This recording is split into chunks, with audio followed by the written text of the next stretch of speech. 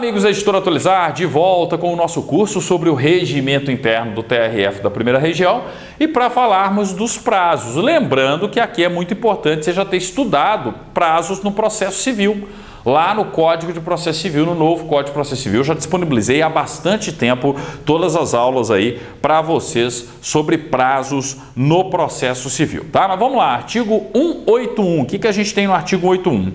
Os prazos no tribunal contarão da publicação do ato ou do aviso no Diário Eletrônico da Justiça Federal da Primeira Região, se de outro modo não dispuser a legislação processual. Com relação ao NCPC, lembra lá, ó, disponibilizou no DJE, qual que é o dia considerado como publicação? O dia útil seguinte, né? Aí é disponibilizou, publicou, o dia de publicação é o dia seguinte, contou. Porque como a gente viu lá no Código de Processo Civil, o dia de início da contagem do prazo é o dia da publicação. Eu vou excluir o dia de início e começar a contar efetivamente o dia seguinte, né? Lembrem-se daquele macetinho, ó, disponibilizou, publicou, contou. Há diversos professores aí de processo penal, de processo civil, melhor dizendo, desculpe, né? Utilizam aí, né, esse disponibilizou, publicou e contou, tá? Então, ó, saiu aqui no DJE. O dia da publicação é o dia seguinte, só que o NCPC fala que o dia da publicação é o dia do começo do prazo. Então, eu não conto o dia de início, começo a contar a partir daqui, ó, a partir do dia útil seguinte, né? Em se tratando de processo civil, né? Lembrem-se que os prazos processuais civis correm em dias úteis, os penais em dias corridos, tá? Então, cuidado aí com esse detalhe, tá? Mas o detalhe aqui, ó, mas as decisões ou os despachos designativos de prazos, então o relator tomou uma decisão concedendo um prazo para a parte, né? Então, o relator deu despacho ali concedendo um prazo. Então, ó, mas as decisões ou os despachos designativos de prazo poderão determinar que corram da intimação ou da ciência por outro meio eficaz, da intimação pessoal, ó, recapitulando aqui, ó, que corram da intimação pessoal ou da ciência por outro meio eficaz. Então, fui intimado pessoalmente. O dia da intimação pessoal é o dia do começo do prazo. Aí eu não conto o dia do começo, conto o dia seguinte, tá? Então lembre-se, também está lá no NCPC, só está reforçando. E também, ó, PJE aqui, ó, ou da ciência por outro meio eficaz. A partir do momento que eu tive acesso ao sistema do PJE e tive ciência ali, aquele dia que eu tive ciência, que eu acessei, é o dia do começo do prazo, tá? Parágrafo 1º. A contagem dos prazos obedecerá ao que dispuser a lei processual, tanto o novo Código de Processo Civil como a lei do processo judicial eletrônico, tá? Parágrafo 2º. As citações obedecerão ao disposto na lei processual. 182. Aqui tem chance maior de cobrança, tá? Podem marcar o artigo 182 do regimento. No período de recesso, artigo 179, parágrafo 3º, 20 de dezembro a 6 de janeiro, não tem prazo,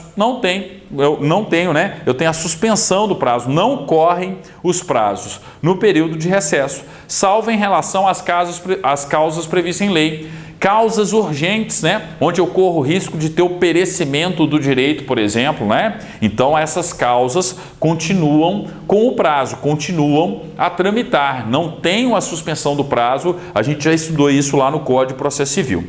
Não correm os prazos, inciso 2º, quando houver motivo de força maior, obstáculo judicial ou criado pela parte reconhecidos pelo tribunal. Também já estudamos isso lá no novo Código de Processo Civil. Motivo de força maior, um obstáculo criado pela parte, é motivo para o magistrado, aqui no caso o relator, porque a gente está falando do TRF1, né, segunda instância, para ele determinar a suspensão do prazo. E inciso 3º, ó, cuidado com o inciso 3º, para mim, a probabilidade maior de questionamento no concurso no domingo de vocês, no período de 7 a 20 de janeiro, no qual não se poderá realizar audiências e sessões, devendo funcionar internamente o tribunal para cumprimento das demais atribuições. Ou seja, gente, quando eu falo da suspensão do prazo, eu tenho que lembrar que na prática é do dia 20/12 até o dia 20/1. E detalhe, tá? Como está no regimento interno aqui, ó, não só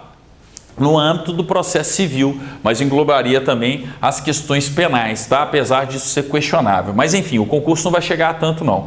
Lembre-se o seguinte, 20/12 a 20/1, suspensão do prazo e sobretudo no processo civil, porque isso está lá no Código de Processo Civil, e aí eu tenho essa regra exatamente aqui, ó, no período de 7 a 20 de janeiro, no qual não se poderá realizar audiências e sessões, devendo funcionar internamente o tribunal para cumprimento das demais atribuições. Tem serviço interno, só não tem prazo correndo e não pode ser marcada audiências e sessões, tá? Cuidado aí com o inciso 3º, questão da prova de vocês, depois não diga que eu não avisei.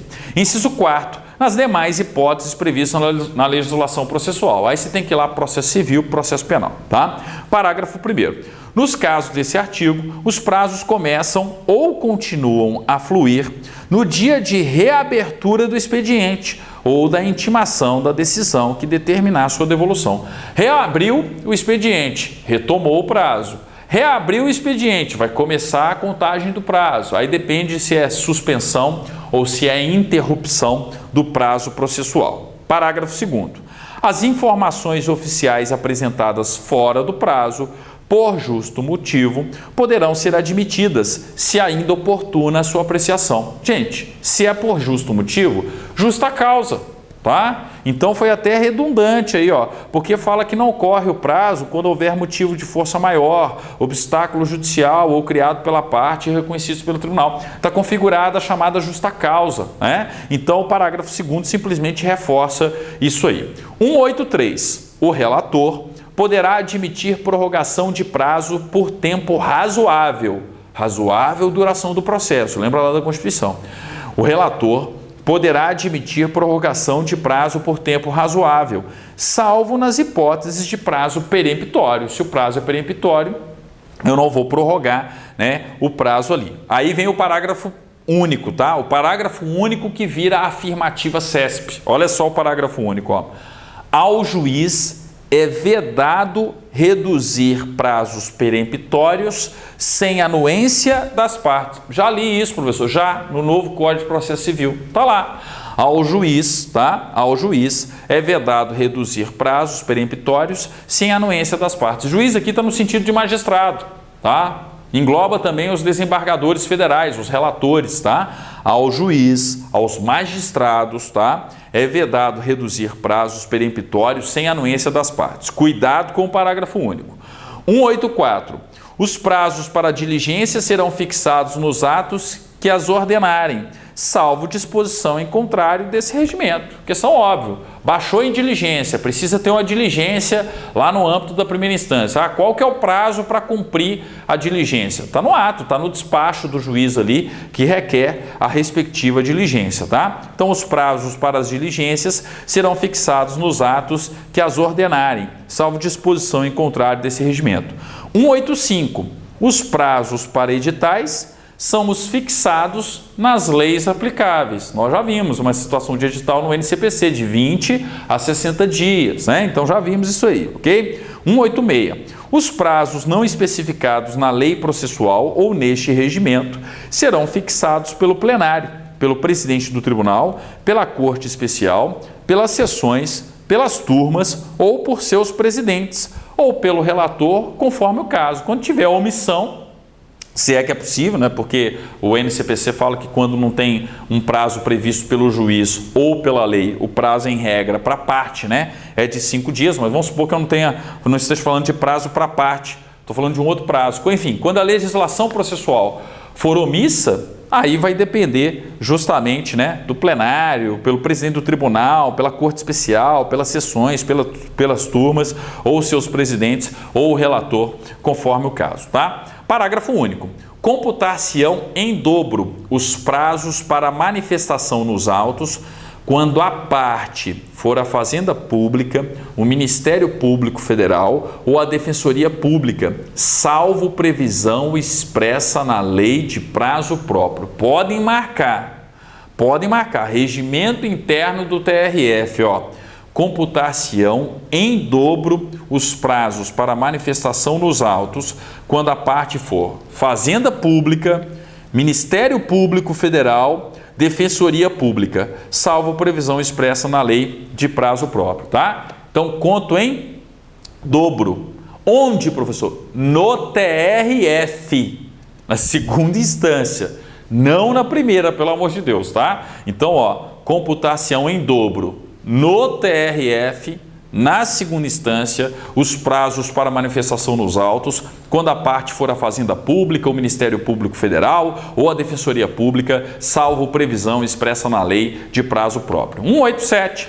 Os prazos para os desembargadores federais, salvo acúmulo de serviço, e se de outra forma não dispuser esse regimento, são os seguintes. Marquem o 187, ó, 187, questão de prova. Por que eu tenho que marcar o 187? Olha só o que a gente tem aqui, ó, no artigo 187. Então, ó, os prazos para os desembargadores federais, salvo acúmulo de serviço, e se de outra forma não dispuser esse regimento, são os seguintes: 10 dias para atos administrativos e 5 dias despachos. Então, atos administrativos. Um ato administrativo deve ser praticado pelos desembargadores, tá? Uma questão lá da Corte Especial, por exemplo, até mesmo dos cargos de direção. Qual que é o prazo? 10 dias, ok? Ah, qual que é o prazo, professor? Para despachos.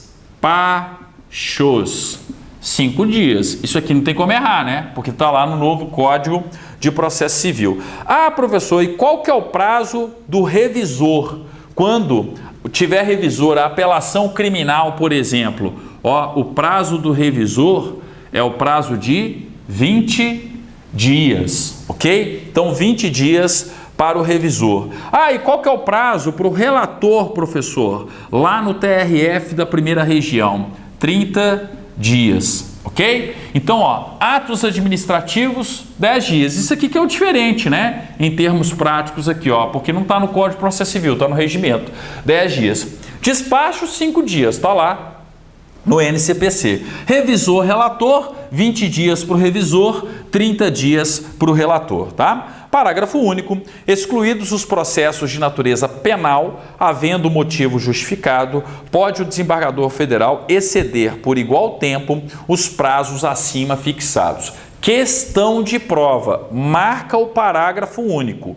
Excluídos os processos de natureza penal. Não vale para o processo penal. É só no processo civil, tá? Havendo motivo justificado, pode o desembargador federal exceder por igual tempo os prazos acima fixados. Os prazos são impróprios quando eles correm para o Poder Judiciário, são prazos impróprios no âmbito do processo civil. Havendo motivo justificado, eu posso ir prorrogando por igual período, tá? Mas lembrem-se, ó, excetuado, excluído os processos de natureza penal. Excluídos os processos de natureza penal, havendo motivo justificado, pode o desembargador federal exceder por igual tempo os prazos acima fixados.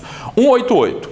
Salvo disposição em contrário, os servidores do tribunal terão um prazo de 48 horas para a prática de atos processuais. Opa! Qual que é o prazo para o servidor? Ó, servidor do TRF1 da primeira região. O prazo para o servidor é de 48 horas. Então, atenção, salvo disposição em contrário, os servidores do tribunal terão um prazo de 48 horas para praticar atos processuais. Parágrafo 1º. O servidor anotará no termo de conclusão a data em que está encaminhando os autos ao gabinete do desembargador federal. Está concluso ao desembargador, né? Então, lá no termo de conclusão, ele coloca, ó, estou entregando no dia tal, na hora tal, tá? Então, tem lá, o servidor anotará nos termos de conclusão a data em que está encaminhando os autos ao gabinete do desembargador federal, sob pena de responsabilidade funcional. O termo de conclusão é dispensável no processo digital, óbvio. Se é PJE, não vai ter termo de conclusão, não precisa levar, né? Colocar lá o termo de conclusão, tá? O termo de conclusão é dispensável no processo digital, tendo em vista a remessa constante no sistema processual, ok? Cuidado aí com o 188, importante isso aqui, ó, essa tabelinha aí para vocês, para o concurso de vocês, é uma questão importante, ok? Então, com isso, a gente finaliza aí a parte dos prazos. Nosso próximo encontro, pauta de julgamento, tá? Nós vamos falar do artigo 189 até o artigo 193 do Regimento Interno do TRF1, tá? Inscreva-se no canal da Editora Atualizar no YouTube, siga-me no Instagram, tudo isso é importante para que a gente tenha cada vez mais audiência, cada vez mais publicidade nos canais e para que a gente tenha cada vez mais capacidade de produzir, organizar e distribuir os cursos gratuitamente para todos vocês, tá? Obrigado, até o nosso próximo vídeo com a pauta de julgamento no TRF da Primeira Região.